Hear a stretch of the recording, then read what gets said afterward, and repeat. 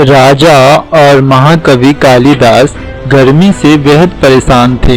दोनों के शरीर पसीने से लथपथ थे। प्यास के मारे कंठ बार बार सूखा जा रहा था।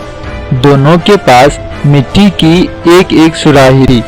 प्यास बुझाने के लिए थोड़ी थोड़ी देर में उन्हें पानी पीना पड़ रहा था।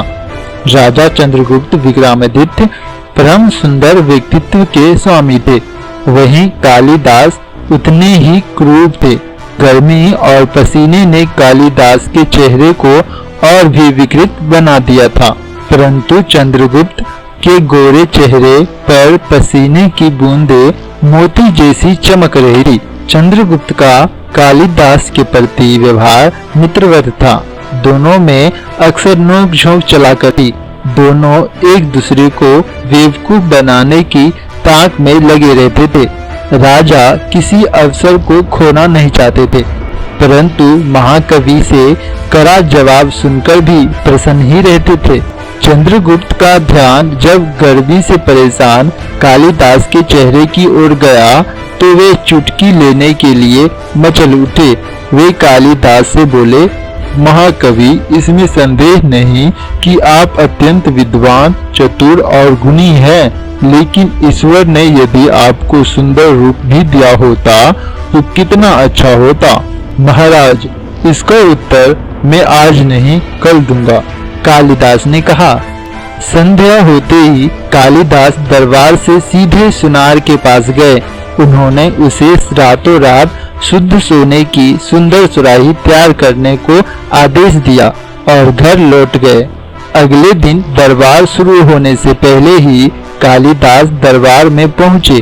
उन्होंने राजा की सुराही हटा दी और उसकी जगह सोने की सुराही पहले की तरह सजाकर रख दी। ठीक समय पर राजा अंगरक्षकों के साथ पधारे। सभी नवरत्नों, सभासदों और गणमान्य व्यक्तियों ने उठकर उनका स्वागत किया। राजा ने सिंहासन पर बैठकर सभी का अभिवादन स्वीकार किया। कल की तरह आज भी बेहद गर्मी थी। पंखे तेजी से झले जा रहे थे, लेकिन उनकी हवा में भी गर्मी थी। कार्यवाही शुरू करने से पहले राजा को प्यास लगी। पानी होठों पर लगते ही वे सेवक पर बरस पड़े। क्या सुराही में उबला हुआ पानी भरे हुए हो? सेवक डर से कांपने लगा। कालिदास ने तीर की तेजी से आकर सुराही का कपड़ा हटाया। सोने की सुराही देखकर सभी दंग रह गए।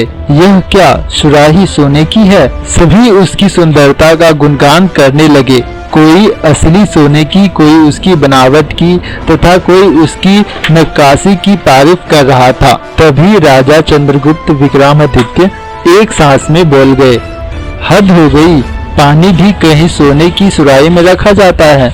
कहाँ गई मिट्टी की सुराही? सोने की सुराही यहाँ किस बेवकूफ ने रखी है? पास में खड़े कालिदास ने शांत स्वर में कहा, वो बेवकूफ मैं ही हूँ। श्रीमान महाकवि, आप कल मेरी दृष्टि मिट्टी की सुराही पर चली गई थी। वह बेहद भद्दी और बदसूरत लग रही थी।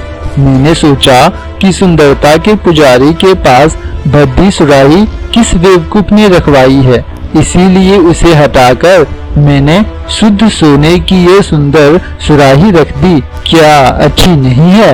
यह कहकर वे चुप हो गए। राजा महाकवि का व्यंग समझ गए। उन्होंने महाकवि से क्षमा मांगी।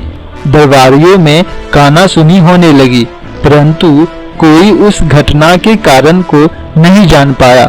तब राजा की अनुमति से महाकवि ने संक्षेप में सब कुछ बता दिया। दरबारी भी हंसे बिना ना रह सके।